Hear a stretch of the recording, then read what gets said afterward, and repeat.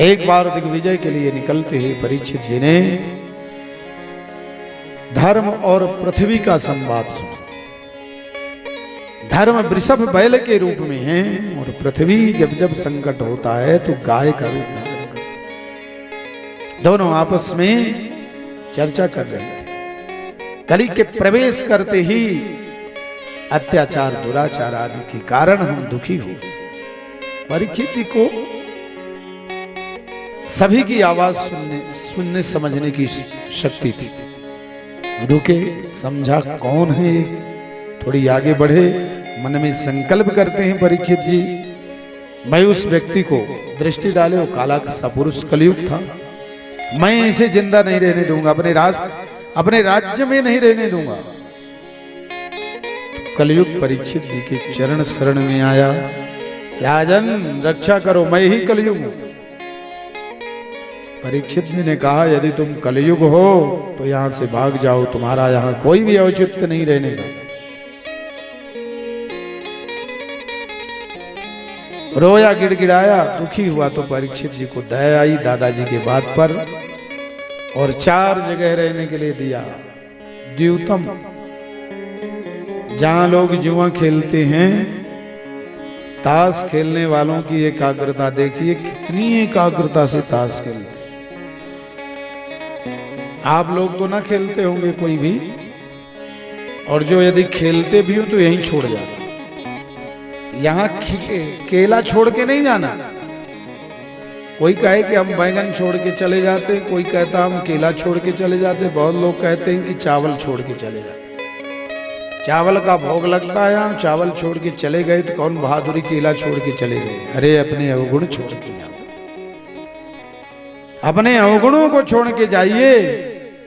हम जितने समय तक ताश खेलने में अपना समय बर्बाद करते हैं, कोई स्वाध्याय करेंगे, चिंतन करेंगे, ध्यान करेंगे, योग करेंगे, माला जप करेंगे, सुंदरकांड रामायण जी का पाठ करेंगे, लेकिन ताश नहीं खेलेंगे। अपने दुर्व्यसनों को छोड़ के जाइए। हमसे यदि भूल से भी हम कुछ लेते देते हैं, खाते पीते हैं, वो सब छोड़ के जाओ। इतने पावन पुनीत धाम में आए हो कि दुर्गुणों को छोड़ना चाहिए और सद्गुणों को लेके जाना चाहिए। तो कहां कलयुग है? जहां लोग ताश खेलते हैं, जुआ खेलते हैं, जहां लोग खाते पीते हैं, वहां कलयुग का वास। द्यूतम पानम, जहां नारी जगत का अपमान होता है, जहां नारी जगत का सम्मान हो, वहां कलयुग नहीं रहता। ध्यान रखना, नारी जगत का सम्मान करना चाहिए। हैं? आप बूढ़ी माँ का आप सम्मान न करोगे तो निरादर करेंगे बच्चे भी। इसलिए पत्नी का बुढ़ापे में भी सम्मान बरकरार बना रहना चाहिए, अपमानित नहीं होना चाहिए, इस बात का ध्यान रखिए। और अरविंद जी से सीखना चाहिए। अभी पूजा हो रही थी तो हमारे पंडित जी कह रहे थे मंत्र बोल के कि पूजा करिए। अरविंद जी ने कहा नीरज रानी को आ जाने दीजिए, देवी को आ जाने दीजिए, फिर पूजा कराइए। ऐसे सब सीख लेना चाहिए, ठीक है ना। जोड़े से भगवान जोड़ा बनाए हैं, जोड़े से पूजा करें, जोड़े से विषमता नहीं आना चाहिए परिवार। जिसने अपने चरित्र की रक्षा कर लिया, जीवन में उसकी भक्ति से भगवान बहुत जल्दी प्रसन्न हो जाते हैं। ध्यान रखना, सच्चरित्रवान की गई पूजा तुरंत उसकी अर्जी पास होती है। और जिसने अपने चरित्र की रक्षा नहीं किया, वो जीवन भर धक्के खाए। इसलिए अपने चरित्र की रक्षा करें। जहां सच्चरित्रवान है वहां भगवान है, और जहां चरित्रहीन व्यक्ति हैं वहां कलयुग है। चाहे वो नारी हो चाहे पुरुष। और जिसने खान पान का अपने ठीक रखा व्यवहार, जिसने भक्ष नहीं खाया, इसलिए बद्रीनाथ में प्रण लेके जाओ, हम किसी का जूठा नहीं खाएंगे। किसी को जूठा नहीं खिलाएंगे। जूठा कूठा खाने से प्रेम नहीं बढ़ता, ध्यान रखना। इसलिए शुद्धोसी बुद्धोसी निरंजनोसी संसार माया परिवर्जितोसी। स्नेह प्रेम बहुत, लेकिन भोजन की प्लेट अलग अलग। भोजन झूठा ठूठा नहीं, ये सदैव ध्यान रखना चाहिए। जहां मांस मदिरा का लोग सेवन करते हैं वहां कलयुग। जिसके घर में गोविंद जी हैं, गोपाल जी हैं, शालिग्राम भगवान हैं, तुलसी जी हैं, वहां किस बात का कलयुग? वहां भगवान का निवास। वहां कलयुग होते हुए भी सतयुग है, जहां श्रीमन नारायण का कीर्तन हो, शालिग्राम भगवान हो। जिसके गले में एक कंठ लग्न तुलसी नलिनाक्षमाला, जिसके गले में कंठी यत्र गले कंठी नास्ति ते नरा मूढ़ मानसा। तो जिसके गले में भगवान की कंठी हो, रुद्राक्ष हो, कमलाक्ष हो, वीयन्ते यम किंकरा, यमदूत भी डरते। इसलिए इस प्रकार से ये जहां होते हैं तो चारों जगह दे दिया।